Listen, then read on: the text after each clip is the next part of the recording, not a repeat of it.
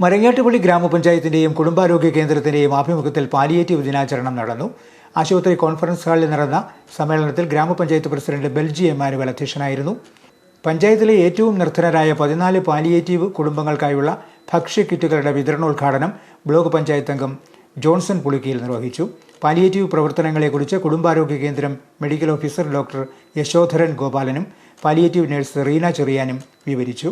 Homeopathy medical ഓഫീസർമാരായ doctor Ramya, doctor Chinthu, doctor Suja എന്നിവർ ഹോമിയോപ്പതിയുടെ പാലിയേറ്റീവ് പ്രവർത്തനങ്ങൾ വിശദീകരിച്ചു. പാലിയേറ്റീവ് പേഷ്യൻസിന് ആവശ്യമായ ഫസ്റ്റ് എയ്ഡ് കിറ്റുകളും നൽകി.